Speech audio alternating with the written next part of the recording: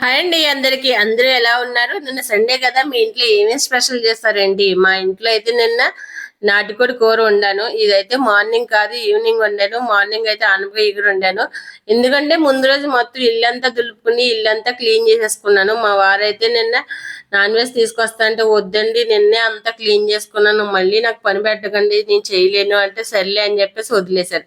కానీ ఈ మగవాళ్ళు ఉన్నారే, మనకు పని పెట్టకపోతే ఎలాగా? ఈవినింగ్ నాటుకోడి ఎవరో ఇచ్చారని చెప్పేసి తీసుకొచ్చారు. ఇంకా వండడం అయితే తప్పదు కదా మనకి. మనకి పని డబల్ అయినా సరే వాళ్ళు అడిగారంటే ఏదైనా చేసి పెట్టాలనిపిస్తుంది కదా. ఇదైతే కోడిపుంజి మాంసం. ఇది డైరెక్ట్ గా ఇలా వండేసుకుంటేనే బాగుంటది. మళ్ళీ ఫ్రిడ్జ్ లో పెడితే ఇది చప్పదనం వచ్చేస్తుంది. అందుకే కట్ చేసిన వెంటనే ఈ కూర వండే టేస్ట్ అయితే చాలా బాగా వస్తుంది.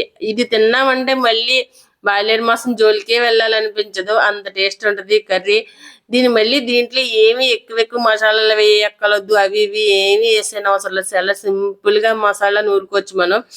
ఓన్లీ అల్లం, వెల్లుల్లిపాయ, జీలకర్ర, ధనియాలు, యాలకులు, లవంగం, దాల్చిన చెక్క ఇవే నూరుకోవచ్చు, లేదంటే మిక్సీ అన్న పెట్టేయచ్చు. ఇవి వేస్తే సరిపోద్ది, కూరకు సూపర్ టేస్ట్ వస్తుంది.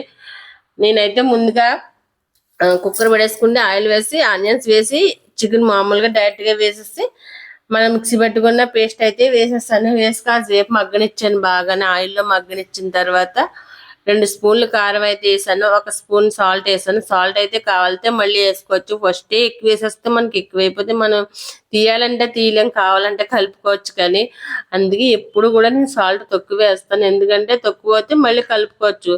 అదే ఎక్కువైతే మనం ఏం చేయలేం. అందుకే అలాగే చేస్తాను నేను ఎప్పుడు కూడా. దీన్ని అంతా కూడా కాసేపు అలా ఆయిల్లో మగ్గనిస్తే ముక్కకంతా బాగా పడుతుంది. పట్టిన తర్వాత ఒక గ్లాస్ వాటర్ అయితే వేసేసి మూత అయితే పెట్టేస్తాను నేను. ఎప్పుడు కూడా మనకి మా నాన్ వెజ్ కి అప్పటికప్పుడు పచ్చి మసాలా ఆడుకుంటేనే దాని టేస్ట్ బాగుంటది. అదే మనం ప్యాకెట్లు కానీ లేదంటే ఫ్రిడ్జ్ లో పెట్టింది కానీ వేస్తే అంత టేస్ట్ అనిపించదు.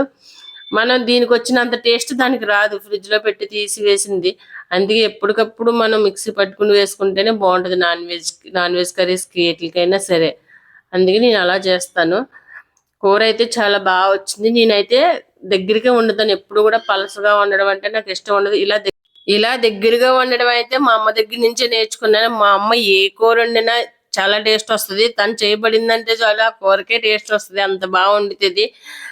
నేనైతే ఈ కర్రీ వండేటప్పటికి రాత్రి 9 అయిపోయింది. ఇంకా అప్పుడు వేడిగా అయితే మా వారికి పిల్లలకి అయితే పెట్టేసి ఇచ్చేసాను.